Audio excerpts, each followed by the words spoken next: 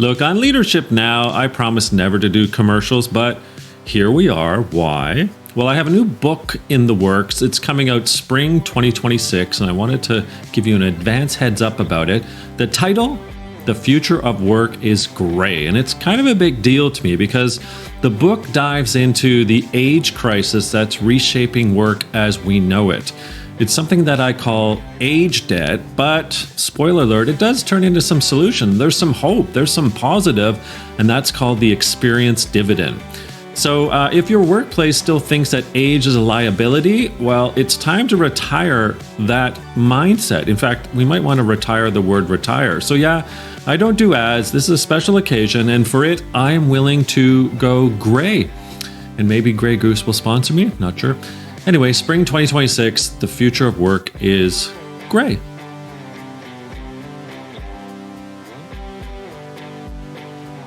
Hey everyone, welcome to another episode of Leadership Now with me, Dan Pontefract, in the house today. Maureen Wiley Clough. Maureen, welcome. A short bio, and then let's get into why someone called you a dinosaur. Good God.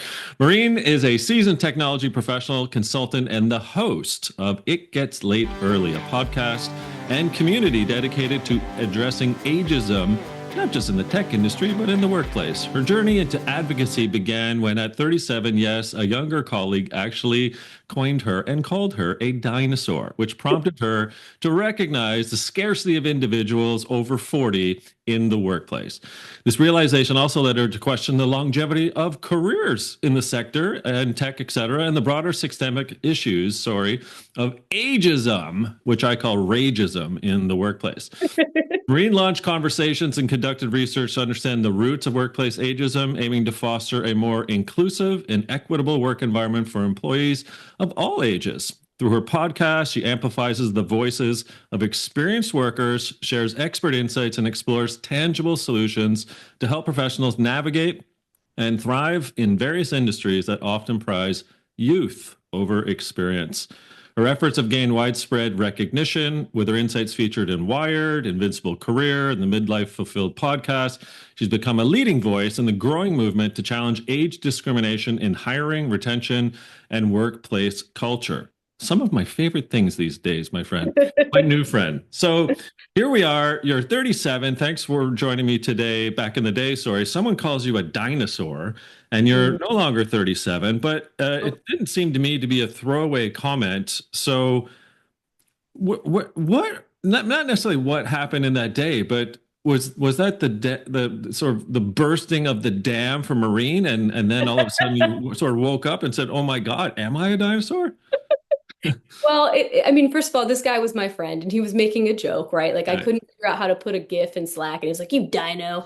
And then I was laughing with him, of course, he didn't mean anything by it. And again, ageism is it's the last socially acceptable ism in our society. And people casually throw ageist jokes around all the time, right? Yeah. But what it did for me was I recognized it, not just in that moment, prior as well, that there was just a dearth of older people in the organizations of which I'd been a part. And when I started thinking about this more seriously, I realized it wasn't just at that small venture-backed startup that I was a part of at that moment when I was called a dino. It was actually across my entire career.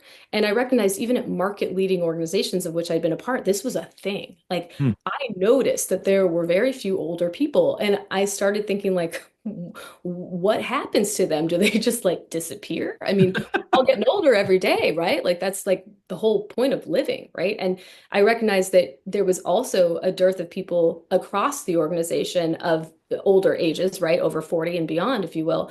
And I realized that they were concentrated sort of at the upper levels of these organizations if they were present at all. And so, Hmm. director, senior director, VP, C-suite and beyond, you might see some older people, but in the sort of lower rank and file, lower rungs on the career ladder, not so much. And I'm like, but wait, there are only so many seats at the table. There are only so many rungs on that career ladder. Like, what happens to people? And so I started having these conversations with my peers, and I was like, "Does anyone else see this? Like, anyone else worried about this?" Turns out I was far from alone, and it just struck me as bizarre that no one was saying this out loud. It's the elephant in the room. It's such a thing that people like proactively in some cases were preparing for it, and they're like, "Oh yeah, I'm squirreling away resources because I know this is coming." And it, especially in a world where we started talking openly about inclusion, I was like, why is age not part of the equation here? It's actually a protected class. So I really just started doing a ton of research, soul searching, having more conversations. I conducted a survey with people in my network,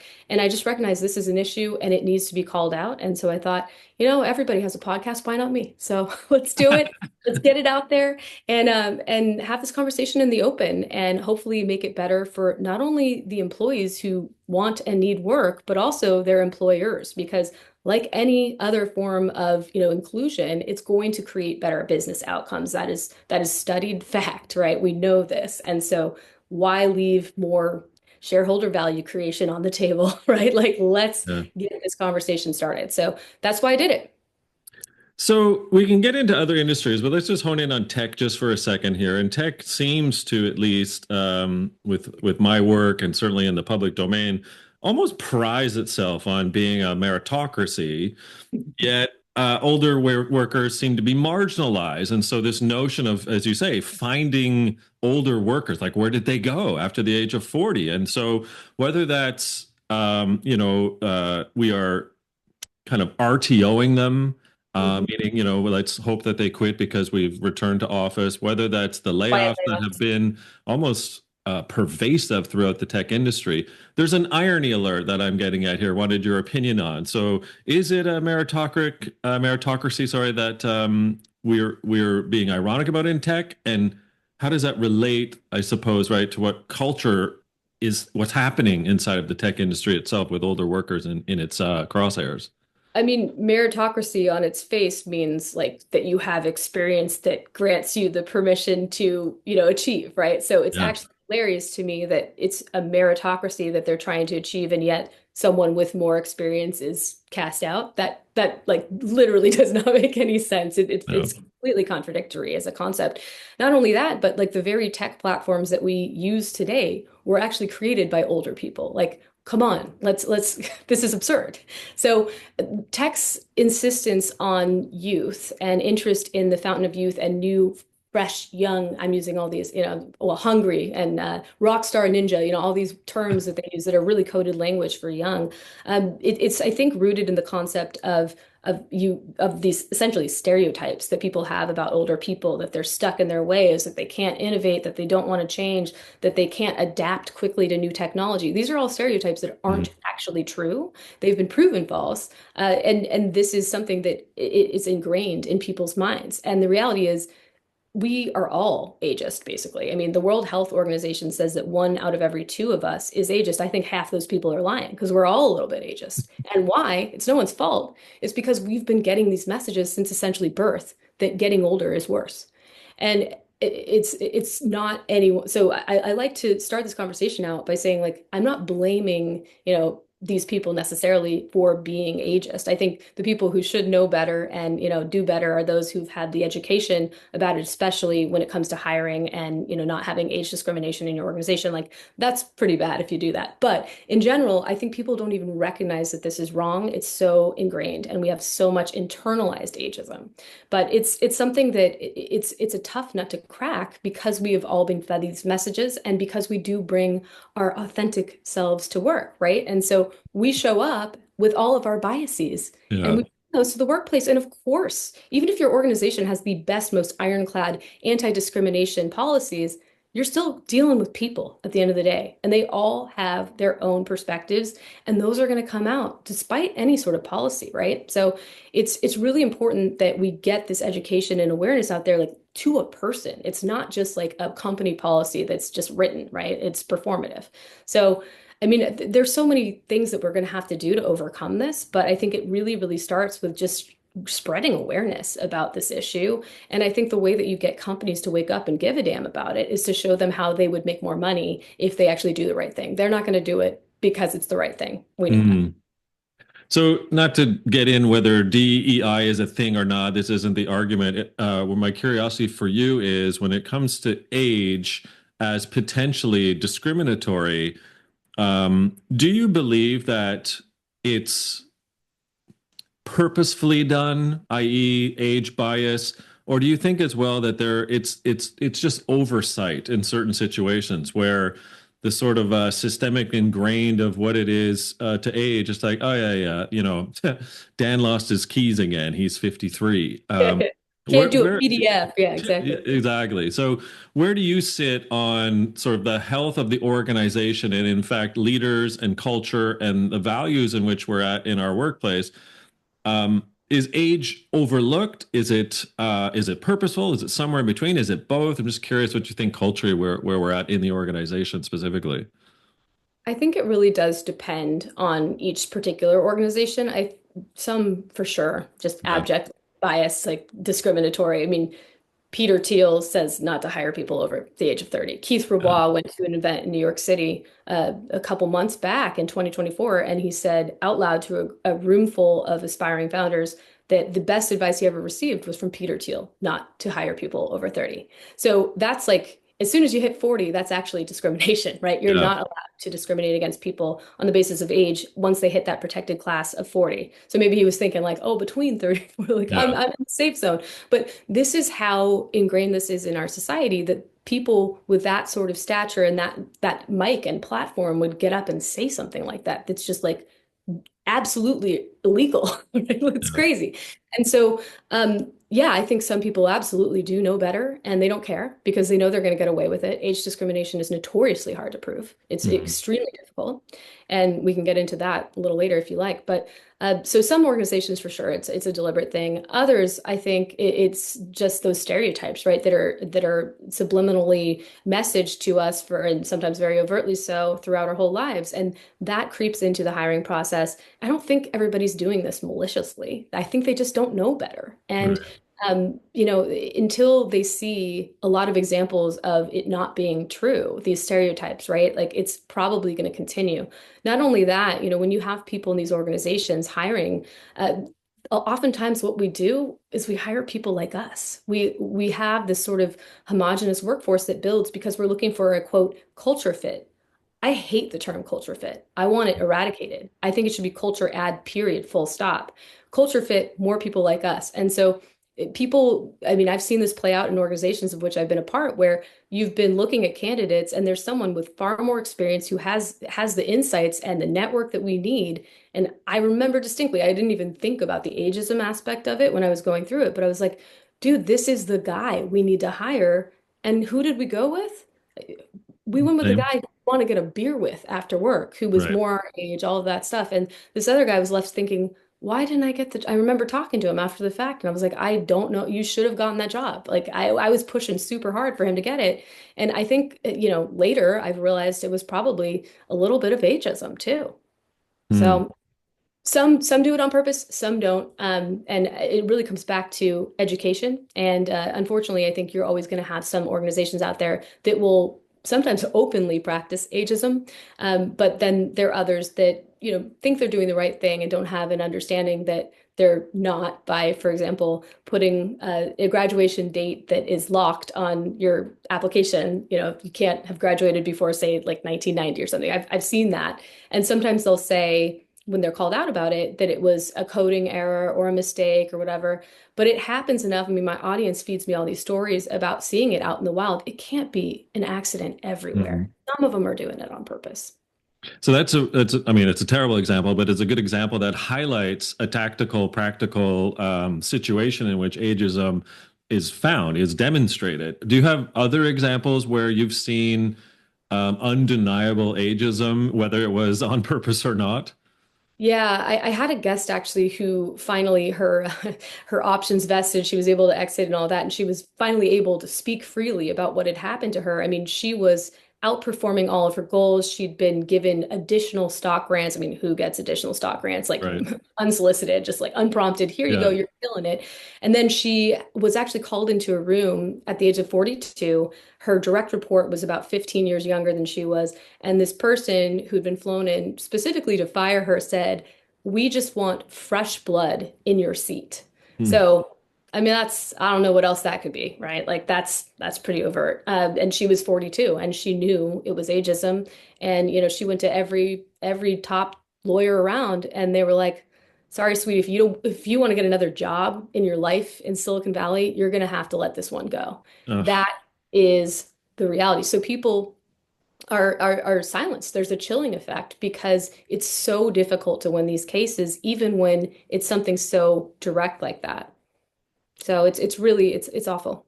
Well, there's a bit of irony, isn't there, right, Maureen? Because what we have are a couple of things happening. We have what I call sort of the demographic tsunami or the demographic apocalypse, Right. meaning we're good news, right? We're living longer.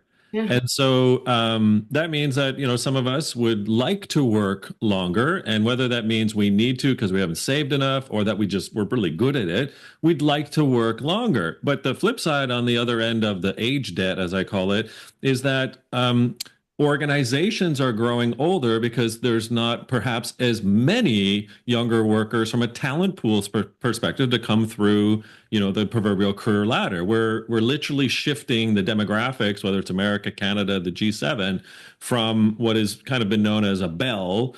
More like to a light bulb. So it's really thin in the bottom and it's fatter at the top. Yeah. So, okay, long story short, we're not getting younger. Mm. G7 countries are getting, quote, older.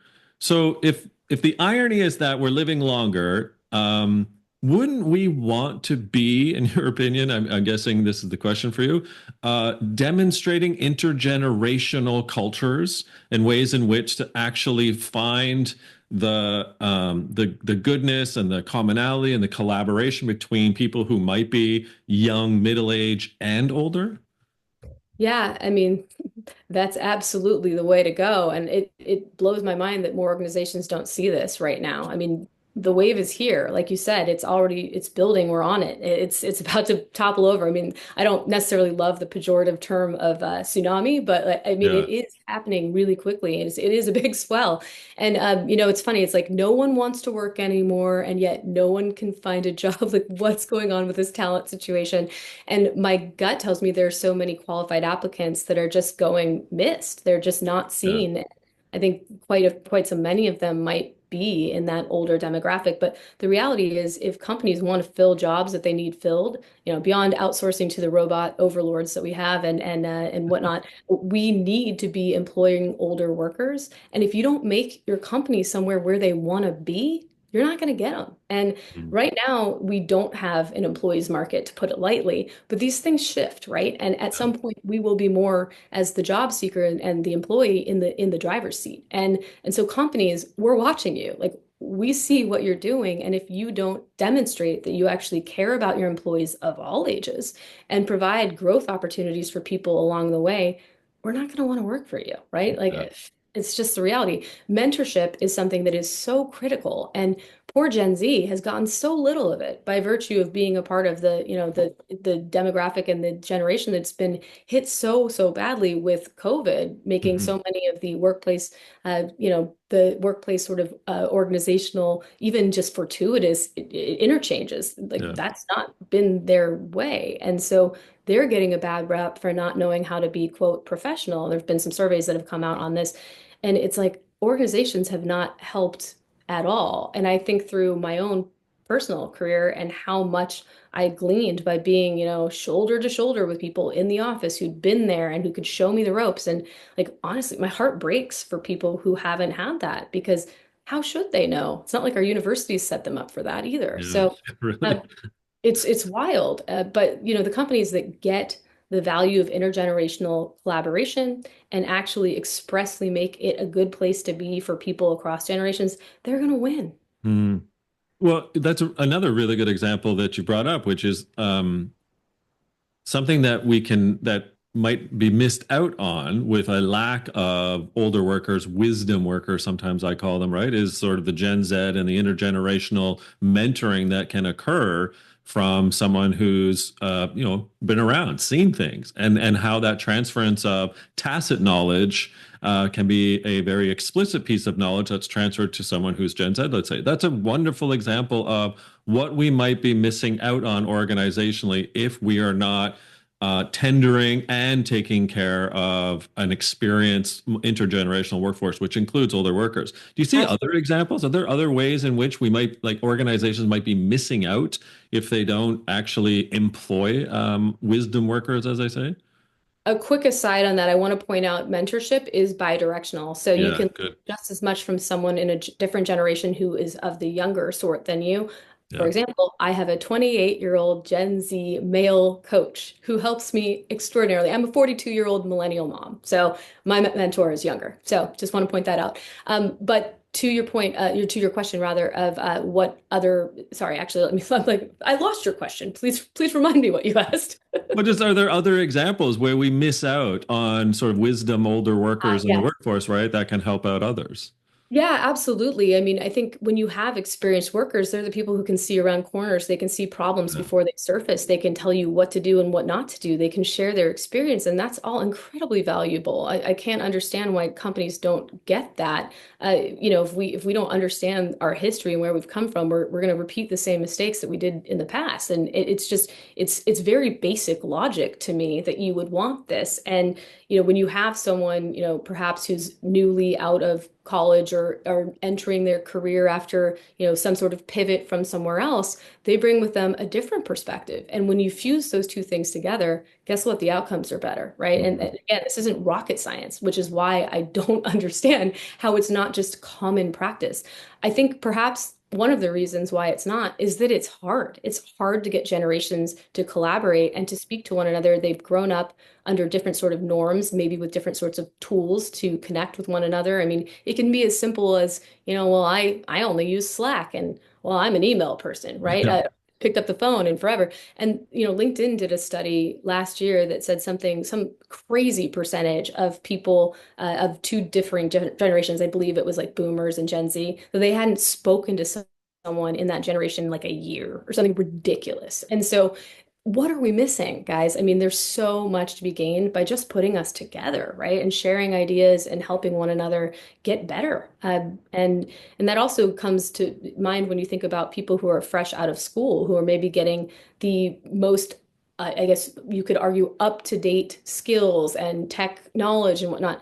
Bring them into the organization, pair them up with someone who's been there, done that, and perhaps built the very internet we're working on. Who knows, right? Like bring that together and you're going to have the best outcomes possible. Duh. By the way, I also have a reverse mentor, as I call it, a Oh, 26-year-old Gen Z that keeps me wise. And I am the love it. father of a 21, 19, and 17-year-old as well. So I'm immersed in, as we say in Canada, Gen Z, but yes, in Gen Zs. One of the things I wanted to get at as well with you and your expertise is sort of a crystal ball a little bit. So what do you think happens if we're not actually applying behavioral, cultural leadership changes to how we think about age and older workers in a workforce? Like when we're 3 and 5 years out, it's to your point when the tech overlords are AIing us to the point where we don't even realize what's happening in 5 years' time. Kidding aside, what's the crystal ball tell you if we're not making tangible difference now to rethink how we should be operating within an intergenerational culture set?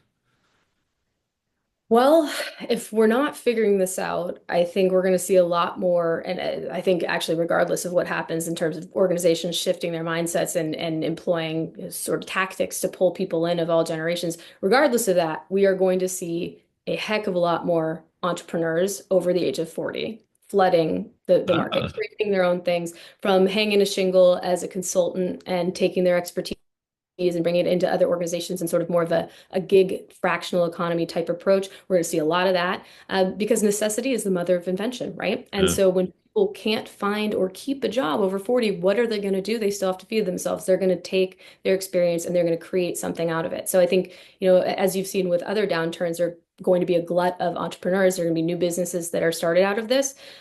Some of them will be because there's no other choice. Some of them will be because someone has finally realized, oh, corporate isn't all there is for me. I want to do something else, and they're going to be emboldened to do that. It might be a Mm. job loss that pushes them there. It might be them, taking the agency to do it, or also doing it on the side, which I believe is the wisest thing that anybody employed can do is to have sort of, and I despise the term side hustle. I think we're all hustling enough as it is, but to have something that's yours that is separate from your organization. Because we all know now that corporate isn't what it used to be. We don't get a 30-year career at one organization with a gold watch at the end of the day. That does not happen anymore. It sounds great. I kind of wish we could, right? The Mm. stability sounds beautiful, but it's just not there.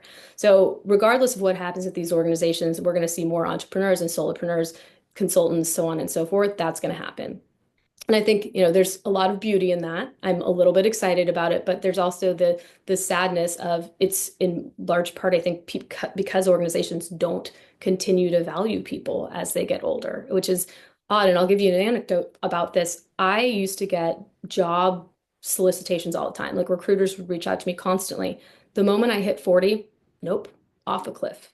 And certainly correlated with that is it was not a great job market when I turned 40, but nothing explains it.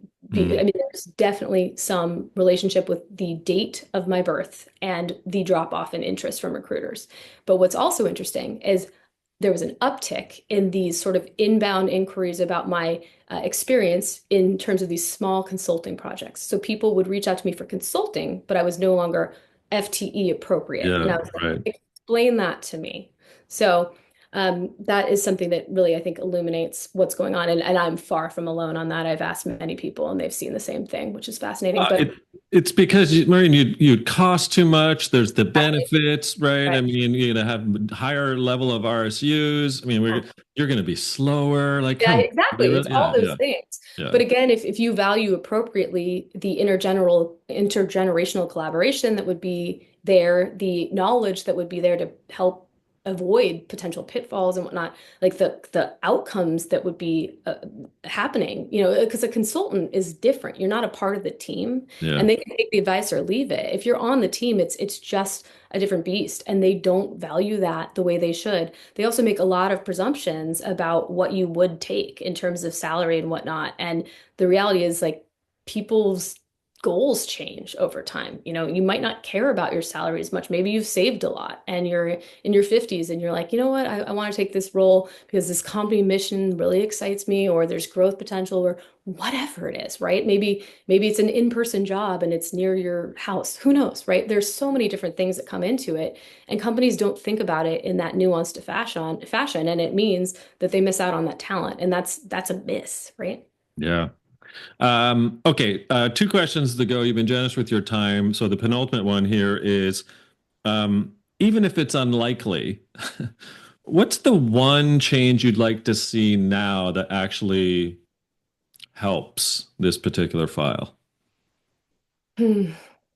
I mean, the first one, I guess, is education. And Mhm. the fact is, that's not really there. I mean, the last study, which probably needs to be updated, but the last study was done by PwC on this, and 92% of organizations fail to include age as something that they track, right? Which is fascinating too, because as an applicant, I so frequently, because I'm not looking for work now, but I so frequently just go and see what it's like to be a Yeah. job applicant. So I understand what people are going through. And so frequently you will see on these applications this often voluntary, and if it's not, there's a problem, but voluntary disclosure about your age, right? Like they ask if you are a part of, what maybe your college graduation date, your birth date, et cetera, that's asked. That's legal to ask, except for in certain states like Colorado, where you're not allowed to do that. But which I think, by the way, is a great thing, and we should probably do it elsewhere. But it really starts at the level of education. And when you look at some of the recent surveys that have gone out, I mean, there was one that was published in the Financial Times recently. Nearly 50% of recruiters surveyed said that 57 was, quote, too old to hire. And that's the recruiters. That's the people on the HR team. They're the people who should know better. So I was shocked by that because another survey, and granted they were different surveys, but the other survey that I read said that 42% of hiring managers were ageist, and that was against younger and older candidates both. That made more sense to me because hiring managers are just the average person, right? They haven't necessarily gone through the training. So that really underscored to me that we have a huge miss in terms of education at these organizations. So we need to start there. Organizations need to learn. And again, I want to double down on this.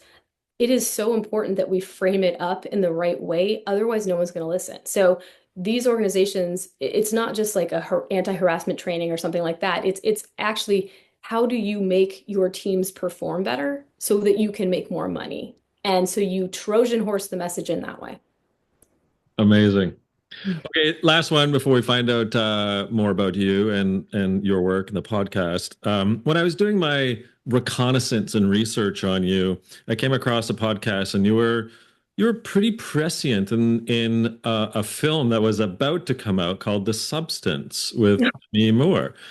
And you had pointed out how basically it was a film that was putting the screws to ageism and sexism, but also kind of putting the screws to the examination on the topics of, like it being a horror movie, it being a social commentary, and it being kind of a cinematic artistry example. And here she's won a bunch of awards and comes right out and says, basically, screw you. Stop thinking about age. Like it's called art, or it's a career, or it's a profession. So I was curious to get your personal thoughts, having been prescient that a film was coming out as such, and now here we are in award season, and she's crushing it. Your personal commentary on the film, and I suppose where society is at now. She is really killing it. I'm so impressed, and her speeches are beyond inspirational. I really hope she nabs that Oscar because I can only imagine like the soaring speech she's Mhm. going to give, which will be very galvanizing for all of us. So I guess thanks for calling me prescient. It's not every day I hear that. That's sweet. But I did have an inkling that this was going to be a part of the cultural conversation that would make its way to the mainstream, and that's why I was so heartened to see this film made. And ageism is the one ism that does touch everyone, and there's like a perverse beauty in that, but it does specifically get women like really, really badly. Like, let's be real. Yeah, And it starts earlier for women too. And probably the only more ageist industry than tech, I would imagine, is Hollywood, right? Hollywood modeling and that sort of thing. And Demi's work, I mean, the film itself is like literally about ageism in the workplace, which yeah. is so cool, right? Like to have a film call that out. It was Demi was playing hilariously. She's 62. She played a 50-year-old in the film who was approaching her 50th birthday, and the executives at her organization were going to, she was a star on an exercise channel, and she was going to be replaced by a younger woman, and she caught wind of this because she overheard her superior talking about it. And so it's all about her struggle in light of that information and the lengths to which she was really willing to go to keep her job and to keep that youthful appearance. And I mean, horror doesn't even begin to cover it like that. Yeah. Man, I mean, if you haven't seen it, it's hard to watch, but Yes, it really, is. it's such a great social commentary. And I will say, I think they maybe were a little gratuitous with the violence, but it was beautifully done, like artistic. I mean, most of her scenes are just Demi by herself, and there's this Uh, one scene where she's in front of a mirror and she's starting to look and examine her face, which has changed because, of course, it has, because we get older, and it shows her just kind of wiping the makeup off her face in this violent way. It was so, I mean, it touched me deeply because, as a woman, we're told that that's our value. hmm. It's a really important film, and I am starting to see an increase in main characters on films and in TV shows that are middle-aged and older women, and it is exceptional. Like we are the main characters in our own lives, and our stories need to be told. And we're standing up and we're saying it's time and enough already. And so I'm hugely heartened by what I'm seeing. I think, Hollywood, if you can see it, you can be it, right? Like it's something that really does filter down into our society at large. And so I imagine there's going to be an impact based on these conversations being had at that level. So I'm grateful for it, and I think we'll see more of it. Well, in that vein, a shout out to another Canadian of mine, a fellow Canadian, and one Vancouver Islander up island, Pamela Anderson, who also is leading a trailblazing light towards that new way of thinking about how one, whether you're female or male, has to look as you age. Yeah, The Last Showgirl. It's on my Exactly. list of films, so I can't wait to see that. Yeah. Okay, Maureen Wiley Clough, this has been so cool. Thanks so much for taking the time. Where can people find out more about you and your awesome podcast? Oh, thank you. You can go to itgetslateearly.com, or you can also find me on LinkedIn, and my handle is Maureen, Maureen W. Clough, Clough. Amazing. Well, thanks so much. I can't wait to do this again, and we'll make sure that the show notes have all the links to your LinkedIn profile as well as the It Gets Late Early podcast. So, Maureen Wiley Clough, thank you so much for this episode, and great to call you now a new friend. Yay, thank you so much, Dan. I appreciate being here. All right, folks. Thanks for listening or watching another episode of Leadership Now. Today, the one and only Maureen Wiley Clough.